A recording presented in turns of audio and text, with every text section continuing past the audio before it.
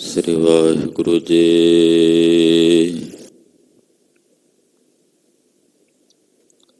ਇੱਕ ਓੰਕਾਰ ਸਤਿਨਾਮ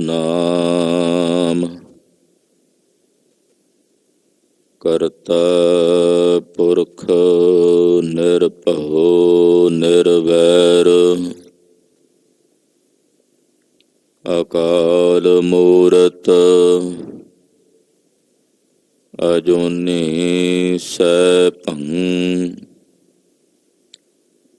ਗੁਰ ਪ੍ਰਸਾਦ ਚਕਰ ਚਹਨ ਅਰ ਬਰਨ ਜਾਤ ਅਰ ਪਾਤ ਨਹਨ ਜਿਹੇ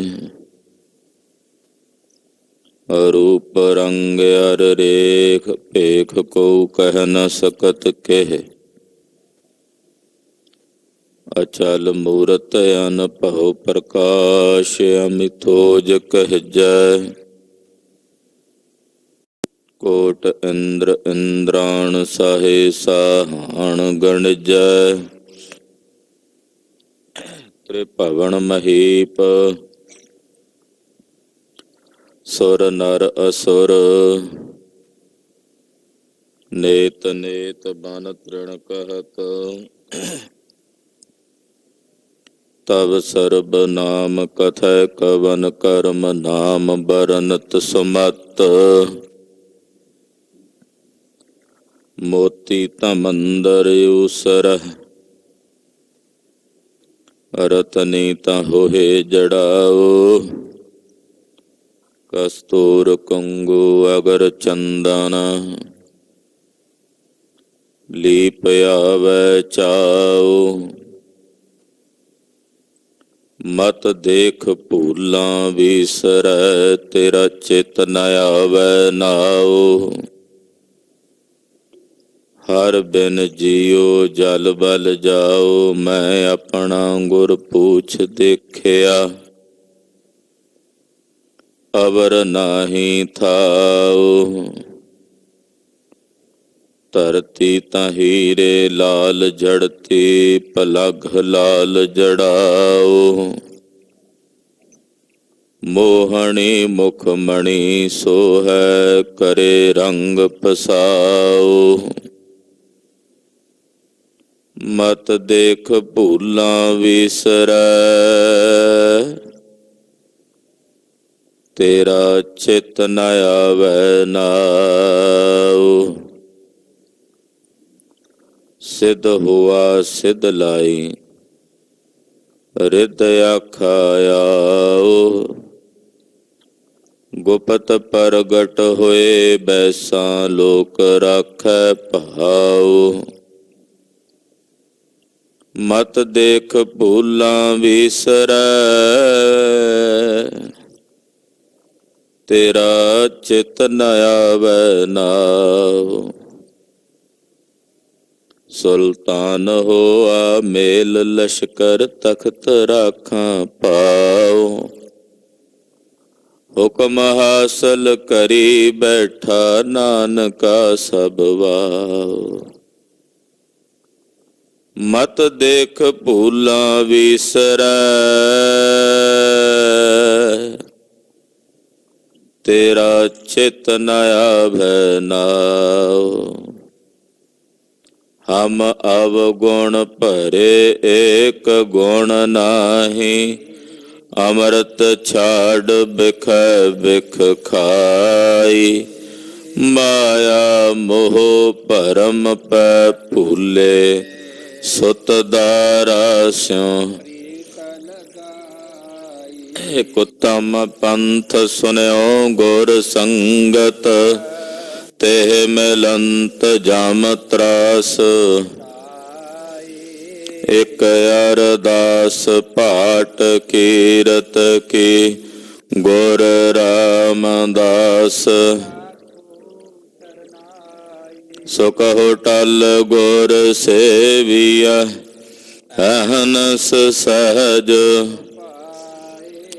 ਦਰਸ਼ਨ ਪਰਸੈ ਗੁਰੂ ਕਾ ਜਨਮ ਮਰਨ ਦੁਖ ਜਾਏ। ਹੋਵੈ ਸਿਫਤ ਖਸਮ ਦੀ ਨੂਰ ਅਰਸੋਂ ਕੁਰਸੋਂ ਝਟੀਐ।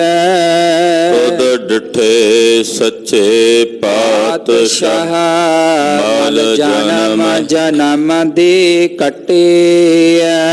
ਸੱਜਣ ਸੱਚਾ ਪਾਤਸ਼ਾਹ ਸਿਰ ਸਾਹਾਂਦਾ ਸਾਹੋ। ਜਿਸ ਪਾਸ ਬੈਠਿਆ ਸੋਹੀਐ ਸਭਨਾ ਦਾ ਵੇਸਾਹੋ। ਜਿਸ ਪਾਸ ਬੈਠਿਆ ਸੋਹੀਐ ਸਭਨਾ ਦਾ ਵੇਸਾਹੋ। ਸਤਨਾਮ ਸ਼੍ਰੀ ਵਾਹਿਗੁਰੂ ਸਾਹਿਬ ਜੀ। ਸ਼ਲੋਕ ਮਹਲਾ ਤੀਜਾ। ਬਿਨ ਸਤਿਗੁਰ ਸੇਵੇ ਜਗਤ ਮੁਆ। ਬਿਰਥਾ ਜਨਮ ਗਵਾਏ। ਦੂਜੈ ਭਾਏ ਅਤ ਦੁਖ ਲੱਗਾ। ਮਰ ਜੰਮੈ ਆਵੈ ਜਾਏ। ਬਿਨ ਸਤਿਗੁਰ ਸੇਵੇ ਜਗਤ ਮੁਆ। ਬਿਰਥਾ ਜਨਮ ਗਵਾਏ। ਦੂਜੈ ਭਾਏ ਅਤ ਦੁਖ ਲੱਗਾ। ਮਰ ਜੰਮੈ ਆਵੈ ਜਾਏ। ਵਿਸ਼ਟਾ ਅੰਦਰ ਵਾਸ ਹੈ। ਫਿਰ ਫਿਰ ਜੂਨੀ ਪਾਏ। ਨਾਨਕ ਬਿਨ ਨਾਵੈ ਜਮ ਮਾਰਸੀ। ਅੰਤ ਗਿਆ ਪਛੁਤਾਏ। ਮਹਲਾ ਤੀਜਾ। ਇਸ ਜਗ ਮਹਿ ਪੁਰਖ ਏਕ ਹੈ। ਹੋਰ ਸਗਲੇ ਨਾਰ ਸਬਾਏ। ਸਭ ਕਟ ਭੋਗਵੈ ਅਲਪਤ ਰਹੈ। ਅਲਖਣਾ ਲਖਣਾ ਜਾਏ। ਪੂਰੈ ਗੁਰ ਵੇਖਾਲਿਆ ਸ਼ਬਦੇ ਸੋਝੀ ਪਾਈ। ਪੁਰਖੈ ਸੇਵਹਿ ਸੇ ਪੁਰਖ ਹੋਵਹਿ। ਜਿਨੇ ਹਉ ਮੈਂ ਸ਼ਬਦ ਜਲਾਈ। ਤਿਸ ਕਾ ਸਰੀਕ ਕੋ ਨਹੀਂ। ਨਾ ਕੋ ਕੰਟਕ ਵੈਰਾਈ। ਨਿਹਚਲ ਰਾਜ ਹੈ ਸਦਾ ਤਿਸ ਕੇਰਾ। ਨਾ ਆਵੈ ਨਾ ਜਾਈ। ਅਨ ਦਿਨ ਸੇਵਕ ਸੇਵਾ ਕਰੇ। ਹਰ ਸੱਚੇ ਕੇ ਗੁਣ ਗਾਏ। ਨਾਨਕ ਵੇਖ ਵਿਗਸਿਆ। ਹਰ ਸੱਚੇ ਕੀ ਵਡਿਆਈ। ਪੌੜੀ ਜਿਨ ਕੈ ਹਰ ਨਾਮ ਵਸਿਆ ਸਦ ਹਿਰਦੈ। ਹਰ ਨਾਮੋ ਤਿਨ ਕੋ ਰਖਣ ਹਾਰਾ। ਹਰ ਨਾਮ ਪਿਤਾ ਹਰ ਨਾਮੋ ਮਾਤਾ, ਹਰ ਨਾਮ ਸਖਾਈ ਮਿੱਤਰੋ ਹਮਾਰਾ। ਹਰ ਨਾਵੇ ਨਾਲ ਗੱਲਾ, ਹਰ ਨਾਵੇ ਨਾਲ ਮਸਲਤ, ਹਰ ਨਾਮ ਹਮਾਰੀ ਕਰਦਾ ਨਿਤ ਸਾਰਾ। ਹਰ ਨਾਮ ਹਮਾਰੀ ਸੰਗਤ ਅਤ ਪਿਆਰੀ, ਹਰ ਨਾਮ ਕੁਲ, ਹਰ ਨਾਮ ਪਰਵਾਰਾ। ਜਨ ਨਾਨਕ ਕਉ ਹਰ ਨਾਮ ਹਰ ਗੁਰ ਦਿਆ, ਹਰ ਹਾਲਤ ਪਾਲਤ ਸਦਾ ਕਰੇ ਨਿਸਤਾਰਾ। ਹਰ ਨਾਮ ਹਮਾਰੀ ਸੰਗਤ ਅਤ ਪਿਆਰੇ, ਹਰ ਨਾਮ ਕੁਲ, ਹਰ ਨਾਮ ਪਰਵਾਰਾ। ਜਨ ਨਾਨਕ ਕਉ ਹਰ ਨਾਮ ਹਰ ਗੁਰ ਦਿਆ, ਹਰ ਹਾਲਤ ਪਾਲਤ ਸਦਾ ਕਰੇ ਨਿਸਤਾਰਾ। ਵਾਹਿਗੁਰੂ ਜੀ ਕਾ ਖਾਲਸਾ, ਵਾਹਿਗੁਰੂ ਜੀ ਕੀ ਫਤਿਹ। ਤੋ ਸੁਲਤਾਨ ਕਹਾ ਹੋ ਮੀਆਂ, ਤੇਰੀ ਕਵਨ ਬੜਾਈ, ਜੋ ਤੂੰ ਦੇਹ ਸੋ ਕਹਾ ਸੁਆਮੀ। ਮੈਂ ਮੂਰਖ ਕਹਿਣ ਨਾ ਜਾਈ, ਤੇਰੇ ਗੁਣ ਗਾਵਾਂ ਦੇਹ 부ਝਾਈ। ਜੈਸੇ ਸੱਚ ਮੈਂ ਰਹੋ ਰਜਾਈ। ਦਸਾਂ ਪਾਤਸ਼ਾਹੀਆਂ ਦੀ ਆਤਮਿਕ ਜਾਗਦੀ ਜੋਤ, ਹਾਜ਼ਰਾਂ ਹਜੂਰ ਜਹਰਾਂ ਜਹੂਰ, ਸਰਬ ਕਲਾ ਭਰਪੂਰ। ਚਵਰ ਛਤਰ ਤਖਤ ਦੇ ਮਾਲਕ, ਧੰਨ ਧੰਨ ਸ੍ਰੀ ਗੁਰੂ ਗ੍ਰੰਥ ਸਾਹਿਬ ਜੀ ਮਹਾਰਾਜ ਜੀ ਦੀ ਪਾਵਨ ਪਵਿੱਤਰ ਹਜ਼ੂਰੀ 'ਚ ਅੰਮ੍ਰਿਤ ਵੇਲੇ ਦੇ ਸਜੇ ਹੋਏ ਸੱਚਖੰਡ ਦੀਵਾਨਾਂ 'ਚ ਇਕੱਤਰ ਹੋਈ ਹਾਜ਼ਰੀਆਂ ਭਰ ਰਹੀ ਗੁਰੂ ਕੀ ਸਾਜੀ ਔਰ ਨਵਾਜੀ ਹੋਈ ਗੁਰੂ ਕਾ ਖਾਸ ਰੂਪ ਗੁਰੂ ਖਾਲਸਾ ਸਾਧ ਸੰਗਤ ਜੀਓ, ਵੱਡਿਆਂ ਭਾਗਾਂ ਵਾਲੇ ਹੋ ਕਿ ਅੰਮ੍ਰਿਤ ਵੇਲੇ ਤੋਂ ਗੁਰੂ ਚਰਨਾਂ 'ਚ ਜੁੜ ਕੇ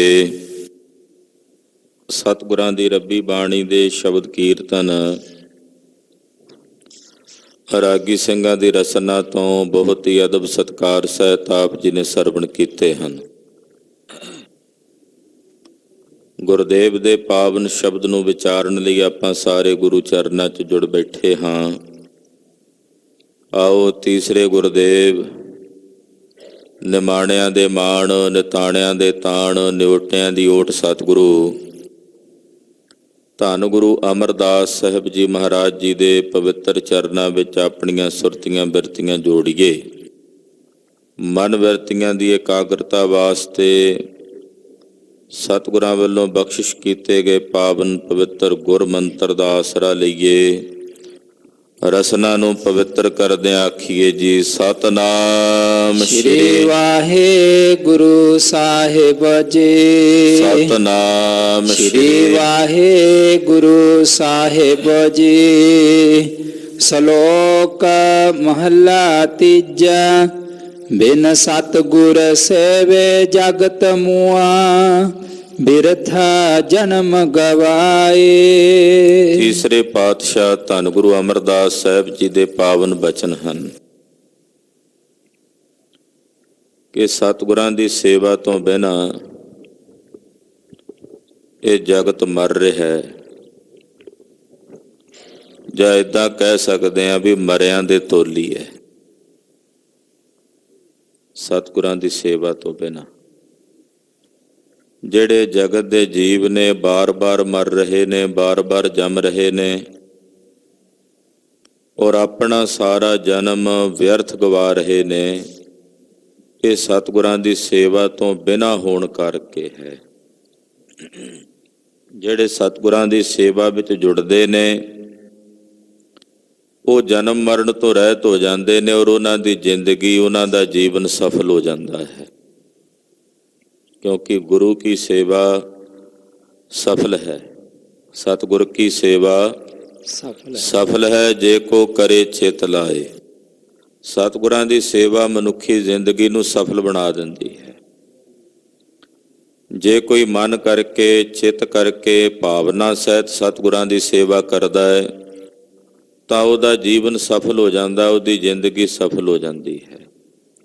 ਗੁਰੂ ਖਾਲਸਾ ਜੀ, ਸੇਵਾ ਭਾਵਨਾ ਨਾਲ ਹੋਣੀ ਚਾਹੀਦੀ ਹੈ।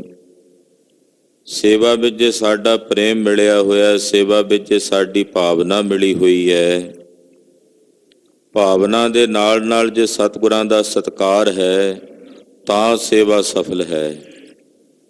ਜੇ ਅਸੀਂ ਕੇਵਲ ਆਪਣੀ ਭਾਵਨਾ ਵੇਖਣੀ ਹੈ ਤੇ ਸਤਿਗੁਰਾਂ ਦਾ ਸਤਿਕਾਰ ਨਹੀਂ ਵੇਖਣਾ, ਫਿਰ ਵੀ ਸਹੀ ਬਾਤ ਨਹੀਂ ਹੈ। ਭਾਵਨਾ ਦੇ ਨਾਲ ਨਾਲ ਸਤਿਗੁਰਾਂ ਦਾ ਸਤਿਕਾਰ ਵੀ ਹੋਣਾ ਅਤੀ ਜ਼ਰੂਰੀ ਹੈ। ਹੁਣ ਕਿਸੇ ਦੀ ਭਾਵਨਾ ਹੈ ਕਿ ਮੈਂ ਦਰਬਾਰ ਵਿੱਚ ਝਾੜੂ ਫੇਰਾਂ, ਉਹਦੀ ਭਾਵਨਾ ਨੂੰ ਨਮਸਕਾਰ ਹੈ ਕਿ ਉਹਦੇ ਅੰਦਰ ਭਾਵਨਾ ਕਿ ਗੁਰੂ ਸਾਹਿਬ ਦੇ ਦਰਬਾਰ ਦੇ ਵਿੱਚ ਉਹ ਝਾੜੂ ਫੇਰਨਾ ਚਾਹੁੰਦਾ ਹੈ। ਪਰ ਨਾਲ ਨਾਲ ਸਤਿਗੁਰਾਂ ਦਾ ਸਤਿਕਾਰ ਵੀ ਤਾਂ ਵੇਖਣਾ ਨਾ, ਕਿ ਗੁਰੂ ਸਾਹਿਬ ਦਾ ਪ੍ਰਕਾਸ਼ ਹੋਵੇ ਤੇ ਆਪਾਂ ਕੋਲ ਆ ਕੇ ਝਾੜੂ ਫੇਰਨ ਲੱਗ ਪਈਏ, ਕੀ ਇਹ ਯੋਗ ਹੈ? ਝਾੜੂ ਫੇਰਦਿਆਂ ਮਿੱਟੀ ਘੱਟਾ ਸਤਿਗੁਰਾਂ ਦੇ ਉੱਤੇ ਪਵੇ, ਕੀ ਇਹ ਯੋਗ ਹੈ? ਏਦਾਂ ਭਾਵਨਾ ਤੇ ਸਤਿਕਾਰ ਇਹ ਦੋਨਾਂ ਦਾ ਨਾਲ ਸੁਮੇਲ ਹੋਣਾ ਚਾਹੀਦਾ ਹੈ। ਭਾਵਨਾ ਹੈ ਝਾੜੂ ਫੇਰਨ ਦੀ ਤੇ ਉਸ ਸਮੇਂ ਆ ਕੇ ਝਾੜੂ ਫੇਰ ਲਓ ਜਦੋਂ ਸਾਹਿਬ ਦਾ ਸੁਖਾਸਣ ਹੋਇਆ ਹੋਵੇ। ਅੰਮ੍ਰਿਤ ਵੇਲੇ ਪ੍ਰਕਾਸ਼ ਤੋਂ ਪਹਿਲਾਂ ਜਾਂ ਰਾਤ ਨੂੰ ਸੁਖਾਸਣ ਤੋਂ ਬਾਅਦ। ਤੋ ਭਾਵਨਾ ਤੇ ਸਤਿਕਾਰ ਇਹ ਦੋਵੇਂ ਚੀਜ਼ਾਂ ਜਿਹੜੀਆਂ ਨੇ ਇਹਨਾਂ ਦਾ ਖਿਆਲ ਰੱਖਣਾ ਚਾਹੀਦਾ। ਕਈ ਵਾਰ ਭਾਵਨਾ ਵਸ ਹੋ ਕੇ ਅਸੀਂ ਗੁਰੂ ਸਾਹਿਬ ਦਾ ਸਤਿਕਾਰ ਨਹੀਂ ਵੇਖਦੇ। ਅਸੀਂ ਕਹਿੰਦੇ ਜੀ ਸਾਡੀ ਭਾਵਨਾ ਹੈ। ਭਾਈ ਭਾਵਨਾ ਨੂੰ ਨਮਸਕਾਰ ਹੈ, ਹੋਣੀ ਚਾਹੀਦੀ ਹੈ ਗੁਰੂ ਸਾਹਿਬ ਤੇ ਭਾਵਨਾ, ਪਰ ਨਾਲ ਸਤਿਗੁਰਾਂ ਦਾ ਅਦਬ ਤੇ ਸਤਿਕਾਰ ਰੱਖਣਾ ਵੀ ਗੁਰੂ ਕੇ ਸਿੱਖ ਦਾ ਕਰਤੱਵ ਹੈ, ਫਰਜ਼ ਹੈ। ਤੋ ਭਾਵਨਾ ਨਾਲ ਸਤਿਕਾਰ ਨਾਲ ਜਿਹੜੇ ਗੁਰਮੁਖ ਪਿਆਰੇ ਸਤਿਗੁਰਾਂ ਦੀ ਸੇਵਾ ਕਰਦੇ ਹਨ, ਮਹਾਰਾਜ ਜੀ ਦੇ ਨਾਲ ਚਿੱਤ ਜੋੜ ਕੇ ਆਪਣਾ ਆਪ ਸਮਰਪਣ ਕਰਕੇ ਸੇਵਾ ਕਰਦੇ ਹਨ, ਉਹਨਾਂ ਦੀ ਕੀਤੀ ਹੋਈ ਸੇਵਾ ਸਤਿਗੁਰੂ ਜੀ ਥਾਂ ਪਾਉਂਦੇ ਆ, ਉਹਨਾਂ ਦਾ ਜੀਵਨ ਸਫਲ ਹੋ ਜਾਂਦਾ ਹੈ। ਤੋ ਇੱਥੇ ਗਰੀਬ ਨਵਾਜ ਪਾਤਸ਼ਾਹ ਇਹ ਵੀ ਫਰਮਾਉਂਦੇ ਹੈ ਕਿ ਜਿਹੜੇ ਸਤਿਗੁਰਾਂ ਦੀ ਸੇਵਾ ਨਹੀਂ ਕਰਦੇ, ਜਿਹੜੇ ਸਤਿਗੁਰਾਂ ਦੀ ਸੇਵਾ ਤੋਂ ਵਿਹੂਣੇ ਹਨ, ਮਹਾਰਾਜ ਜੀ ਦੀ ਸੇਵਾ ਤੋਂ ਵਿਹੂਣੇ ਹਨ, ਭਾਈ ਸਤਿਗੁਰਾਂ ਦੀ ਸੇਵਾ ਤੋਂ ਬਿਨਾਂ ਇਹ ਜਗਤ ਮਰ ਰਿਹਾ ਹੈ। ਔਰ ਜਿਹੜੇ ਗੁਰੂ ਸਾਹਿਬ ਦੀ ਸੇਵਾ ਨਹੀਂ ਕਰਦੇ ਉਹ ਵਿਅਰਥ ਹੀ ਆਪਣਾ ਜਨਮ ਗਵਾ ਲੈਂਦੇ ਹਨ। ਦੂਜੈ ਭਾਏ ਅਤ ਦੁੱਖ ਲੱਗਾ, ਮਰ ਜੰਮੈ ਆਵੈ ਜਾਏ। ਜਿਹੜੇ ਦੂਜੇ ਭਾਵ ਵਿੱਚ ਦੁਬਿਧਾ ਵਿੱਚ ਲੱਗੇ ਹੋਏ ਨੇ, ਦਵੈਸ਼ ਵਿੱਚ ਲੱਗੇ ਹੋਏ ਨੇ, ਉਹ ਦੂਜੇ ਭਾਵ ਦੁਬਿਧਾ ਵਿੱਚ ਲੱਗੇ ਹੋਇਆਂ ਨੂੰ ਅਤ ਦਾ ਦੁੱਖ ਲੱਗਦਾ ਹੈ। ਅਤ ਦੁੱਖ ਲੱਗਾ, ਅਤ ਦਾ ਮਤਲਬ ਕਰਾਂਗੇ ਵੀ ਬਹੁਤ ਜ਼ਿਆਦਾ। ਜਿਹੜੇ ਦੂਜੇ ਭਾਵ ਵਿੱਚ ਦੁਬਿਧਾ ਵਿੱਚ ਲੱਗੇ ਹੋਏ ਨੇ ਉਹਨਾਂ ਨੂੰ ਬਹੁਤ ਜ਼ਿਆਦਾ ਦੁੱਖ ਲੱਗਦਾ ਹੈ, ਔਰ ਉਹ ਬਾਰ-ਬਾਰ ਮਰਦੇ ਨੇ, ਬਾਰ-ਬਾਰ ਜੰਮਦੇ ਨੇ, ਬਾਰ-ਬਾਰ ਆਉਂਦੇ ਨੇ, ਬਾਰ-ਬਾਰ ਜਾਂਦੇ ਨੇ। ਏਦਾਂ ਜਨਮ ਮਰਨ ਦੇ ਚੱਕਰਾਂ ਵਿੱਚ ਉਹ ਭਟਕਦੇ ਰਹਿੰਦੇ ਨੇ, ਜਿਨ੍ਹਾਂ ਦੇ ਅੰਦਰ ਦੂਜਾ ਭਾਵ ਦੁਬਿਧਾ ਤੇ ਦਵੈਸ਼ ਹੈ। ਵਿਸ਼ਟਾ ਅੰਦਰ ਵਾਸ ਹੈ, ਫਿਰ ਜੂਨੀ ਪਾਏ। ਇੱਥੇ ਹੀ ਬਸ ਨਹੀਂ, ਫਿਰ ਉਹਨਾਂ ਦਾ ਵਾਸਾ ਵਿਸ਼ਟਾ ਵਿੱਚ, ਗੰਦਗੀ ਵਿੱਚ ਹੁੰਦਾ ਹੈ। ਮਾਤਾ ਦੇ ਉਦਰ ਵਿੱਚ ਜਿੱਥੇ ਪੁੱਠਾ ਲਟਕਦਾ, ਕਹਿੰਦੇ ਮਾਂ ਦੀ ਜਿਤਨੀ ਗੰਦਗੀ ਹੈ ਪੇਟ ਦੀ, ਉਹ ਸਾਰੀ ਗੰਦਗੀ ਇਹਦੇ ਮੂੰਹ ਦੇ ਕੋਲੋਂ ਦੀ ਗੁਜ਼ਰਦੀ ਹੈ। ਤੋ ਵਿਸ਼ਟਾ ਵਿੱਚ ਇਹੋ ਜੀ ਜਗ੍ਹਾ ਦੇ ਉੱਤੇ ਇਹਦਾ ਵਸੰਦੋ ਕੁਹੱਥੜਾ ਥਾਏ, ਕੋਝੀ ਥਾਂ ਤੇ ਇਹਦਾ ਵਾਸਾ ਹੁੰਦਾ ਹੈ। ਵਿਸ਼ਟਾ ਵਿੱਚ ਇਹਦਾ ਵਾਸਾ ਹੁੰਦਾ ਔਰ ਮੁੜ ਮੁੜ ਕੇ ਜੂਨੀਆਂ 'ਚ ਪਾਇਆ ਜਾਂਦਾ ਹੈ। ਫਿਰ ਜੂਨੀ ਪਾਏ, ਫਿਰ ਕੇ ਮੁੜ ਮੁੜ ਕੇ ਦੁਬਾਰਾ ਇਸ ਜੀਵ ਨੂੰ ਜੂਨੀਆਂ ਵਿੱਚ ਪਾਇਆ ਜਾਂਦਾ ਹੈ। ਨਾਨਕ ਬਿਨ ਨਾਵੈ ਜਮ ਮਾਰਸੀ ਅੰਤ ਗਿਆ ਪਛੁਤਾਏ। ਧੰਨ ਸ੍ਰੀ ਗੁਰੂ ਅਮਰਦਾਸ ਜੀ ਮਹਾਰਾਜ ਜੀ ਫਰਮਾਉਂਦੇ ਨੇ ਕਿ ਸਤਿਗੁਰਾਂ ਦੇ ਨਾਮ ਤੋਂ ਬਿਨਾਂ ਇਸ ਜੀਵ ਨੂੰ ਜਮ ਮਾਰਦੇ ਨੇ, ਜਮ ਭਿਆਨਕ ਸਜ਼ਾ ਦਿੰਦੇ ਨੇ। ਔਰ ਨਾਮ ਵਿਹੂਣਾ ਬੰਦਾ ਅੰਤ ਨੂੰ ਇਹ ਸੰਸਾਰ ਤੋਂ ਪਛਤਾ ਕੇ ਜਾਂਦਾ ਕਿ ਮੈਂ ਆਪਣਾ ਜੀਵਨ ਸਫਲ ਨਹੀਂ ਕਰ ਸਕਿਆ, ਮੈਂ ਆਪਣਾ ਜੀਵਨ ਅਜਾਈਂ ਬਤੀਤ ਕਰਕੇ ਚੱਲਿਆ। ਏਦਾਂ ਉਹ ਅੰਤ ਨੂੰ ਇਹ ਸੰਸਾਰ ਤੋਂ ਪਛਤਾਵਾ ਕਰਕੇ ਜਾਂਦੇ ਹਨ।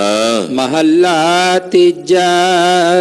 ਇਸ ਜਗ ਮਹਿ ਪੁਰਖ ਏਕ ਹੈ, ਹੋਰ ਸਗਲੀ ਨਾਰ ਸਬਾਈ। ਧੰਨ ਗੁਰੂ ਅਮਰਦਾਸ ਜੀ ਮਹਾਰਾਜ ਜੀ ਫਰਮਾਉਂਦੇ ਹਨ ਕਿ ਇਸ ਜਗਤ ਦੇ ਵਿੱਚ ਇੱਕੋ ਇੱਕ ਅਕਾਲ ਪੁਰਖ ਵਾਹਿਗੁਰੂ ਪਰਮੇਸ਼ਰ ਹੈ, ਜਿਹੜਾ ਸਰਬ ਥਾਈਂ ਵਿਆਪਕ ਹੈ, ਇੱਕੋ ਹੈ। ਬਾਕੀ ਸੰਸਾਰ ਦੇ ਜਿਤਨੇ ਵੀ ਜੀਵ ਨੇ ਸਾਰੇ ਉਸ ਅਕਾਲ ਪੁਰਖ ਪਰਮੇਸ਼ਰ ਦੀਆਂ ਜੀਵ ਰੂਪੀ ਇਸਤਰੀਆਂ ਹਨ। ਅਸੀਂ ਸਾਰੇ ਉਸ ਵਾਹਿਗੁਰੂ ਪਰਮੇਸ਼ਰ ਦੀਆਂ ਜੀਵ ਰੂਪੀ ਇਸਤਰੀਆਂ ਹਾਂ। ਪਰਮੇਸ਼ਰ ਸਾਡੇ ਸਾਰਿਆਂ ਦਾ ਪੁਰਖ ਪਤੀ ਹੈ, ਸਾਨੂੰ ਸਾਰਿਆਂ ਨੂੰ ਪੂਰਨੇ ਵਾਲਾ ਹੈ, ਭਰਨੇ ਵਾਲਾ ਹੈ।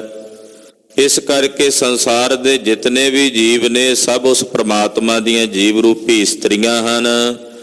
ਅਕਾਲ ਪੁਰਖ ਵਾਹਿਗੁਰੂ ਪਾਰ ਬ੍ਰਹਮ ਪਰਮੇਸ਼ਰ ਇਹਨਾਂ ਸਾਰੇ ਸੰਸਾਰ ਦੇ ਜੀਵਾਂ ਦਾ ਪਤੀ ਹੈ। ਸਭ ਘਟ ਭੋਗਵੈ ਅਲਿਪਤ ਰਹਿ, ਅਲਖ ਨ ਲਖਣਾ ਜਾਈ। ਉਹ ਪਾਰ ਬ੍ਰਹਮ ਪਰਮੇਸ਼ਰ ਸਾਰੇ ਘਟਾਂ ਨੂੰ ਭੋਗਦਾ ਹੈ, ਪਤੀ ਹੈ।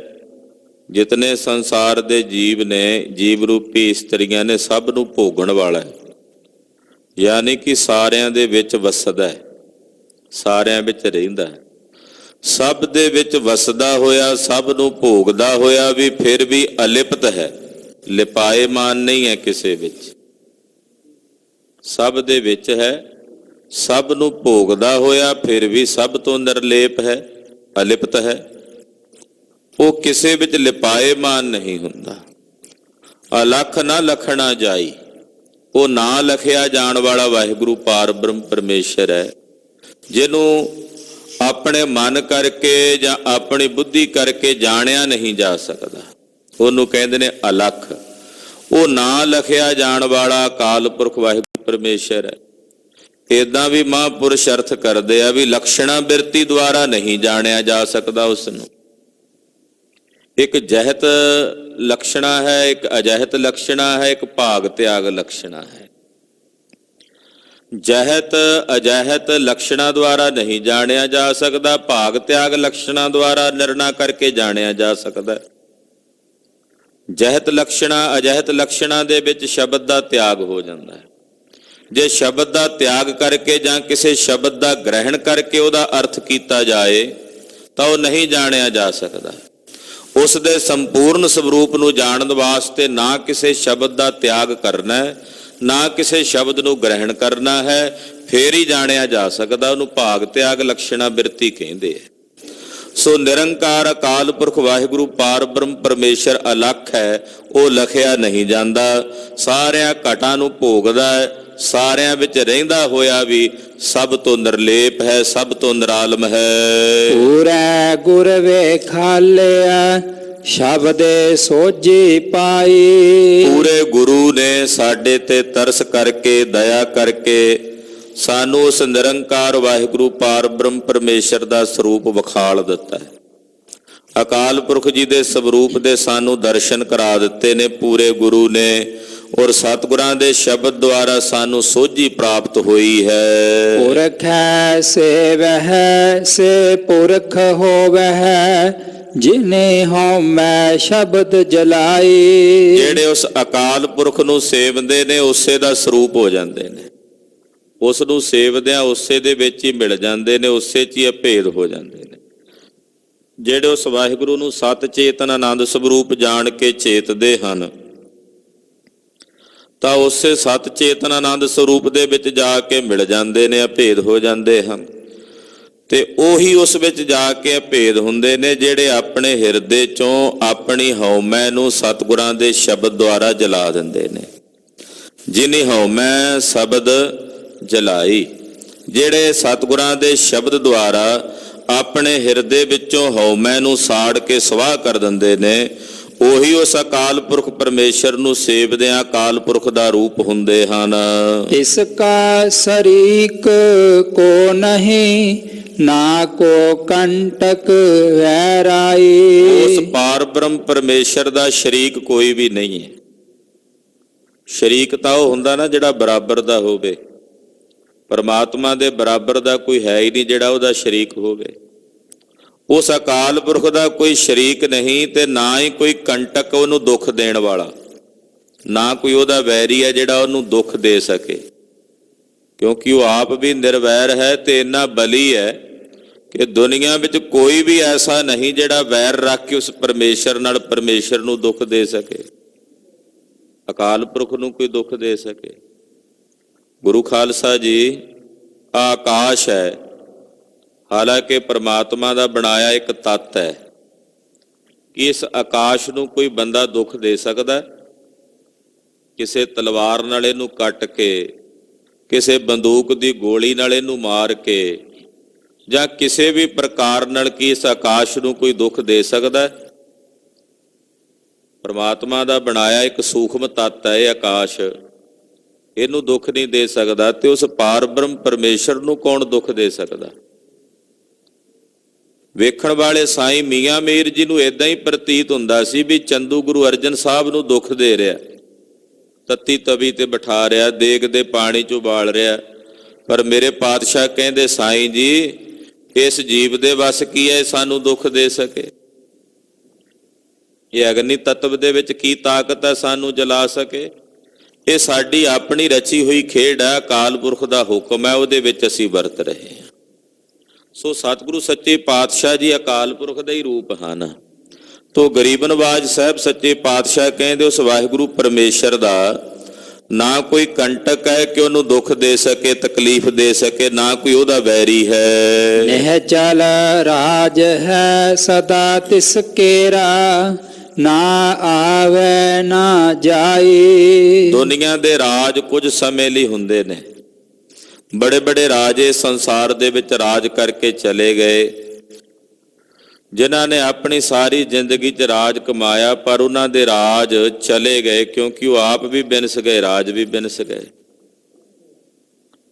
ਦੁਨੀਆ ਦੇ ਰਾਜ ਸदैवी ਨਹੀਂ ਹਨ, ਇਹ ਰਾਜ ਬਦਲਦੇ ਰਹਿੰਦੇ ਨੇ, ਤਬਦੀਲ ਹੁੰਦੇ ਰਹਿੰਦੇ ਨੇ। ਹਰ 5 ਸਾਲ ਬਾਅਦ ਇਹ ਰਾਜ ਬਦਲਦਾ ਹੈ ਅੱਜ ਦੇ ਹਿਸਾਬ ਨਾਲ, ਪਹਿਲਾਂ ਵੀ ਕਈ ਥਾਵਾਂ ਤੇ ਤਬਦੀਲ ਹੋ ਜਾਂਦੇ ਹਨ। ਪਰ ਪਾਰ ਬ੍ਰਹਮ ਪਰਮੇਸ਼ਰ ਦਾ ਜਿਹੜਾ ਰਾਜ ਹੈ ਉਹ ਨਿਸ਼ਚਲ ਹੈ, ਉਹ ਚਲਾਏਮਾਨ ਨਹੀਂ ਹੁੰਦਾ, ਜੁਗਾਂ ਜੁਗਾਂ ਤੋਂ ਵੈਸੇ ਦਾ ਵੈਸਾ ਹੈ। ਉਹਦਾ ਰਾਜ ਨਿਸ਼ਚਲ ਹੈ, ਨਿਸ਼ਚਲ ਰਾਜ ਹੈ ਸਦਾ ਤਿਸ ਕੇਰਾ। ਉਹਦਾ ਰਾਜ ਸਦਾ ਹੀ ਨਿਸ਼ਚਲ ਹੈ, ਜਿਹੜਾ ਕਦੇ ਵੀ ਚਲਾਏਮਾਨ ਨਹੀਂ ਹੁੰਦਾ। ਪੂਰੇ ਸੰਸਾਰ ਭਰ ਵਿੱਚ, ਪੂਰੇ ਵਿਸ਼ਵ ਭਰ ਵਿੱਚ ਉਹਦਾ ਰਾਜ ਹੈ ਔਰ ਉਸੇ ਦਾ ਹੁਕਮ ਚੱਲਦਾ ਹੈ। ਅਕਾਲ ਪੁਰਖ ਦਾ ਰਾਜ ਹੈ ਔਰ ਉਸੇ ਦਾ ਹੁਕਮ ਸਾਰੇ ਸੰਸਾਰ ਵਿੱਚ ਚੱਲਦਾ ਹੈ।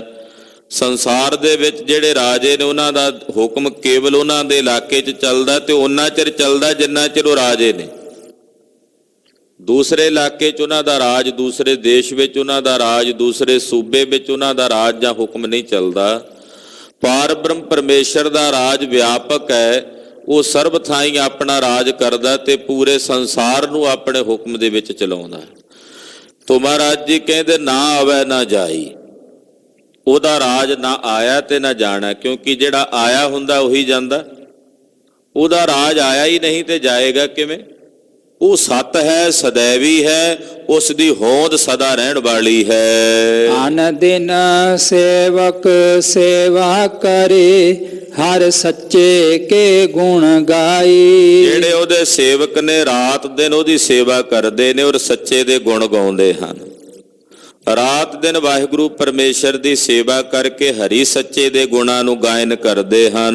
ਨਾਨਕ ਵੇਖ ਵਿਗਸਿਆ, ਹਰ ਸੱਚੇ ਕੀ ਵਡਿਆਈ। ਧੰਨ ਸ੍ਰੀ ਗੁਰੂ ਅਮਰਦਾਸ ਸਾਹਿਬ ਜੀ ਕਹਿੰਦੇ, ਮੈਂ ਉਸ ਸਾਹਿਬ ਦੀ ਵਡਿਆਈ ਨੂੰ ਵੇਖ ਕੇ ਖਿੜਿਆ। ਮੇਰੇ ਹਰੀ ਸੱਚੇ ਦੀ ਇਹ ਵਡਿਆਈ ਹੈ ਕਿ ਮੈਂ ਉਸ ਦੇ ਸੋਹਣੇ ਸਵਰੂਪ ਨੂੰ ਵੇਖ ਕੇ ਬਿਗਸਿਆ ਹਾਂ। ਪੌੜੀ ਜਿਨ ਕੈ ਹਰ ਨਾਮ ਵਸਿਆ ਸਦ ਹਿਰਦੈ, ਹਰ ਨਾਮੋ ਤਿਨ ਕੋ ਰਖਣ ਹਾਰਾ। ਜਿਨ੍ਹਾਂ ਦੇ ਹਿਰਦਿਆਂ 'ਚ ਹਰੀ ਦਾ ਨਾਮ ਵਸਿਆ ਹੈ, ਉਹ ਹਰੀ ਦਾ ਨਾਮ ਹੀ ਉਹਨਾਂ ਨੂੰ ਰੱਖਣ ਵਾਲਾ ਹੈ।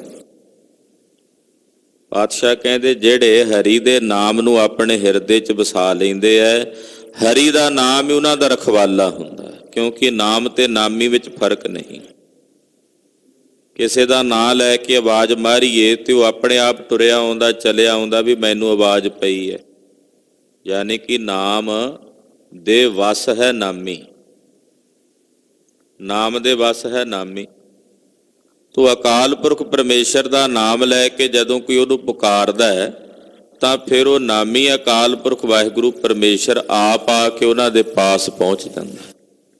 ਤੋ ਹਰੀ ਅਕਾਲ ਪੁਰਖ ਵਾਹਿਗੁਰੂ ਪਰਮੇਸ਼ਰ ਦਾ ਨਾਮ ਹੀ ਤਿਨਾਂ ਨੂੰ ਰੱਖਣ ਵਾਲਾ ਹੈ। ਹਰ ਨਾਮ ਪਿਤਾ, ਹਰ ਨਾਮੋ ਮਾਤਾ, ਹਰ ਨਾਮ ਸਖਾਈ ਮਿੱਤਰੋ ਹਮਾਰਾ।